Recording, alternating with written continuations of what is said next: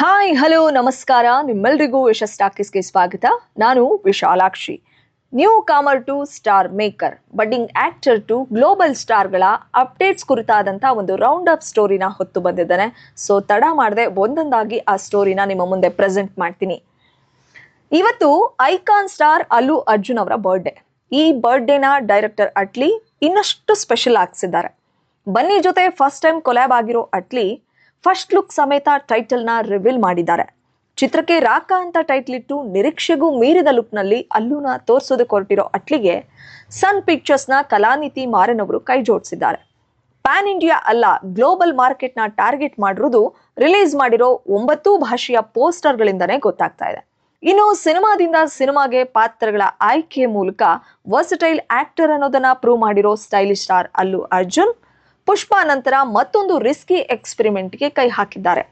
ಬಹುತೇಕ main stream ಆಕ್ಟರ್ಗಳು risky ರೋಲ್ಗೆ ಹಿಂದೇಟಾಕೋ ಟೈಮಲ್ಲಿ ಬನ್ನಿ ಎವ್ರಿ ಸಿನಿಮಾನು ಚಾಲೆಂಜಿಂಗ್ ಆಗಿಯೇ ತಗೋತಾ ಇದ್ದಾರೆ. ಅಷ್ಟಕ್ಕೂ ನೀವು ನೋಡಿದ್ದು ಸ್ಯಾಂಪಲ್ ಅಷ್ಟೇ. ಇನ್ನು ಮಲ್ಟಿಪಲ್ ಅವತಾರದಲ್ಲಿ ಬನ್ನಿ ಕಾಣಸಿಗಲಿದ್ದು ಸುಮಾರು 800 ಕೋಟಿ ಬಜೆಟ್ನಲ್ಲಿ ಈ ಸಿನಿಮಾ ನಿರ್ಮಾಣಗೊಳ್ತಿರೋ ಬಗ್ಗೆ ಟಾಕ್ ಶುರುವಾಗಿದೆ. ಬಾಲಿವುಡ್ ನಟಿ ದೀಪಿಕಾ ಪಡುಕೋಣೆ ಚಿತ್ರದ ನಾಯಕಿಯಾಗಿದ್ದು ಚಿತ್ರದ ತಾರಾ ಬಳಗ ಹಾಗೂ ಟೆಕ್ನಿಷಿಯನ್ಸ್ಗಳ ಕುರಿತಾದ ಅಪ್ಡೇಟ್ ಇನ್ನಷ್ಟೇ ಲಭ್ಯವಾಗಬೇಕಿದೆ. ಇಡೀ ಜಗತ್ತು ಎದುರು ನೋಡ್ತಾ ಇರುವಂತಹ ಎಸ್ ರಾಜಮೌಳಿ ನಿರ್ದೇಶನದ ಮಹೇಶ್ ಬಾಬು ಅಭಿನಯದ most expensive Indian film Varanasi ಚಿತ್ರದಲ್ಲಿ ನಮ್ಮ ಕಿಚ್ಚ ಸುದೀಪ್ ಅವರು ಕಾಣಿಸ್ಕೊಳ್ತಾರೆ ಎನ್ನುವಂತಹ ಸುದ್ದಿ ಕೇಕೆ ಹಾಕ್ತಾನೆ ಇದೆ.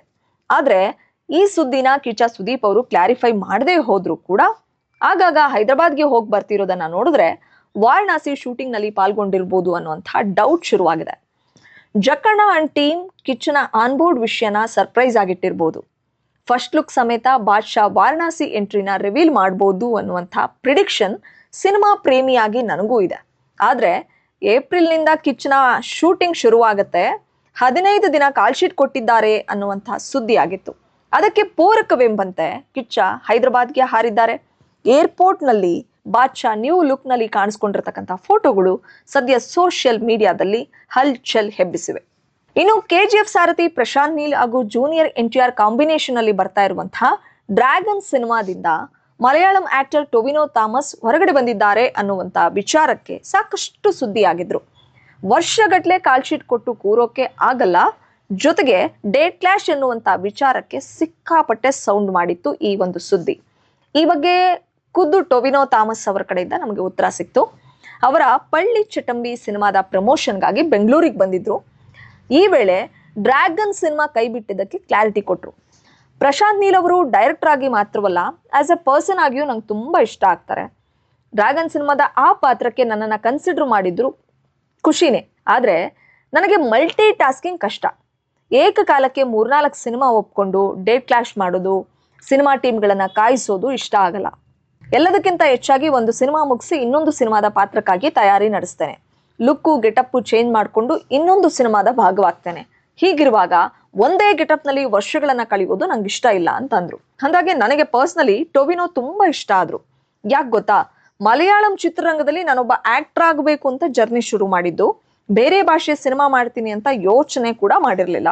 ಇದೀಗ ಬೇರೆ ಭಾಷೆಯ ಸಿನಿಮಾಗಳನ್ನ ಒಪ್ಕೊಂಡು ಮೂಲ ಭಾಷೆಯ ಸಿನಿಮಾಗಳಿಗೆ ಎಫೆಕ್ಟ್ ಮಾಡೋದು ಸರಿಯಲ್ಲ. ಒಂದು ವೇಳೆ ಡೇಟ್ ಕ್ಲಾಶ್ ಮಾಡ್ಕೊಂಡು ಎಫೆಕ್ಟ್ ಮಾಡಿದ್ರೆ ಆ ಸಿನಿಮಾನ ಕೊಂದಂತೆ ಎನ್ನುವಂತಹ ಉದಾಹರಣೆ ಕೊಟ್ರು. ಇದೇ ಕಾರಣಕ್ಕೆ ನೋಡಿ, ಮಾತೃಭಾಷೆಯ ಸಿನಿಮಾಗಳ ಮೇಲೆ ಅವ್ರಿಗೆ ಎಷ್ಟು ಪ್ರೀತಿ ಇದೆ, ಎಷ್ಟು ಆದ್ಯತೆ ಇದೆ. ಹೀಗಾಗಿನೇ ನಾನು ಆರಂಭದಲ್ಲೇ ಹೇಳಿದೆ, ಸೊ ಟೊವಿನೋ ನಂಗೆ ತುಂಬಾ ಇಷ್ಟ ಆದ್ರು ಅಂತ. ಇನ್ನು ಇದೇ ವೇದಿಕೆ ಮೇಲೆ ಟಾಕ್ಸಿಕ್ ಚಿತ್ರದಲ್ಲಿ ಇರ್ತಾರೆ ಎನ್ನುವಂತ ಸ್ಪೆಕ್ಯುಲೇಷನ್ಗೂ ಕೂಡ ಟೊವಿನೋ ಥಾಮಸ್ ಕಡೆಯಿಂದ ಉತ್ತರ ಸಿಕ್ತು. ನಾನು ಟಾಕ್ಸಿಕ್ ಸಿನಿಮಾದ ಭಾಗವಾಗಿಲ್ಲ, ಅಷ್ಟಕ್ಕೂ ನಾನು ಟಾಕ್ಸಿಕ್ ನಲ್ಲಿ ಇದ್ದೇನೆ ಅಂತ ಎಲ್ಲಿಯೂ ಹೇಳ್ಕೊಂಡಿಲ್ಲ. ಪ್ರೊಡಕ್ಷನ್ ಕಡೆಯಿಂದಲೂ ಅನೌನ್ಸ್ಮೆಂಟ್ ಆಗಿಲ್ಲ. ಆದ್ರೂ ರೂಮರ್ ಹಬ್ಬಿದೆ. Social media rumours and gossip ನ ಬಿಲೀವ್ ಮಾಡಬೇಡಿ. ಈಗೇನು ಗೂಗಲ್ ನಲ್ಲಿ ಯಾರು ಬೇಕಾದ್ರೂ ಏನ್ ಬೇಕಾದ್ರೂ ಎಡಿಟ್ ಮಾಡ್ಬೋದು. ಟಾಕ್ಸಿಕ್ ಅಷ್ಟೇ ಯಾಕೆ, ಅವೆಂಜರ್ಸ್, ಮಿಷನ್ ಇಂಪಾಸಿಬಲ್ ನಲ್ಲೂ ನಾನು ಆಕ್ಟ್ ಮಾಡ್ತೀನಿ ಅಂತ ತೋರಿಸ್ತಾರೆ. ಸೊ ನಂಬೋದಕ್ಕೆ ಹೋಗ್ಬೇಡಿ. ಒಂದ್ ವೇಳೆ ನಾನು ಟಾಕ್ಸಿಕ್ ಅಥವಾ ಬೇರೆ ಸಿನಿಮಾದ ಭಾಗವಾಗಿದ್ರೆ ನನ್ನ ಇನ್ಸ್ಟಾ, ಫೇಸ್ಬುಕ್ ಅಥವಾ ಬೇರೆ ಸೋಷಿಯಲ್ ಮೀಡಿಯಾ ಥ್ರೂ ನಾನೇ ಅದನ್ನ ತಿಳಿಸ್ತೇನೆ. ಒಂದ್ ವೇಳೆ ಪ್ರೊಡಕ್ಷನ್ ಸರ್ಪ್ರೈಸ್ ಆಗಿಟ್ರೆ ಅದು ಸರ್ಪ್ರೈಸ್ ಆಗಿನೇ ಇರ್ಲಿ. ಥಿಯೇಟ್ರಿಗೆ ಬಂದು ನೀವು ಸಿನಿಮಾ ನೋಡಿದಾಗ ಅದು ನಿಮಗೆ ಹಬ್ಬದ ಊಟ ಆಗಿರುತ್ತೆ. ಸೊ ಯಾಕೆ ಅರ್ಜೆಂಟು, ವೆಯ್ಟ್ ಮಾಡಿ ನೋಡಿ ಅಂತ ಹೇಳಿದ್ರು. ಇನ್ನು ನಮ್ಮ ರಾಕಿ ಭಾಯ್ ಬಗ್ಗೆ ಒಂದು ಇಂಟ್ರೆಸ್ಟಿಂಗ್ ಸ್ಟೋರಿ ಇದೆ. ಟಾಕ್ಸಿಕ್ ಸಿನಿಮಾ ಪೋಸ್ಟ್ಪೋನ್ ಆಯ್ತು, ಅನಂತರ ನಮಗೆ ರಾಖಿ ಬಾಯಿ ಕಾಣಿಸ್ಕೊಂಡಿದ್ದು ತುಂಬಾ ಕಡಿಮೆ, ಅಂದ್ರೆ ಅವರು ಹೊರಗಡೆ ಎಲ್ಲೂ ಅಷ್ಟಾಗಿ ಕಾಣಿಸ್ಕೊಳ್ಳಲ್ಲ. ಆದ್ರೆ ಪತ್ನಿ ರಾಧಿಕಾ ಬರ್ಡೇ ಟೈಮ್ನಲ್ಲಿ ಟಿಕೆಟ್ ಲುಕ್ ನಲ್ಲಿ ಕಾಣಿಸ್ಕೊಂಡಿದ್ದಂತಹ ನಮ್ ರಾಖಿ ಬಾಯಿ ಏಕ್ದಮ್ ರಾಯನ ಅವತಾರದಲ್ಲಿ ಕಾಣಸಿಕ್ರು.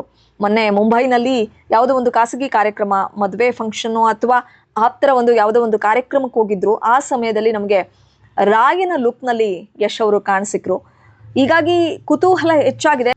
ಈ ಟ್ರಾನ್ಸ್ಫಾರ್ಮೇಶನ್ ಟಾಕ್ಸಿಕ್ ಚಿತ್ರದ ರಾಯನ ಪಾತ್ರ ರೀಶೂಟ್ ಮಾಡ್ಲಿಕ್ಕ ಅಥವಾ ರಾವಣನಾಗಿ ದಗದಗಿಸ್ಲಿಕ್ಕ ಅಂತ ನೆಟ್ಟಿಗರು ಚರ್ಚೆ ನಡೆಸಿದ್ದಾರೆ. ಯಾಕಂದ್ರೆ ಟಾಕ್ಸಿಕ್ ಚಿತ್ರದ VFX ಬಗ್ಗೆ ಯಶ್ಗೆ ಅಸಮಾಧಾನವಿದ್ದು ರಾಯನ ಪಾತ್ರ ರೀಶೂಟ್ ಮಾಡ್ತಾರೆ ಎನ್ನುವಂತಹ ಸುದ್ದಿ ಕೇಳಿ ಬಂದಿತ್ತು. ಗಡ್ಡ ಕೂದ್ಲಿಗೆ ಕತ್ರಿ ಹಾಕಿರೋ ಕಾರಣ 1 ತಿಂಗಳು ಕಾದು ಮತ್ತೆ ರಾಯನ ಪಾತ್ರಕ್ಕೆ ಮರಳಿದ್ದಾರೆ ಎನ್ನಲಾಗ್ತಾ ಇದೆ. ಈ ಸುದ್ದಿ ನಿಜಾನೋ ಸುಳ್ಳೋ ಗೊತ್ತಿಲ್ಲ, ಆದ್ರೆ ರಾಖಿನ ರಾಯನ ಅವತಾರದಲ್ಲಿ ನೋಡೋದಕ್ಕೆ ಒಂದು ಆನಂದ.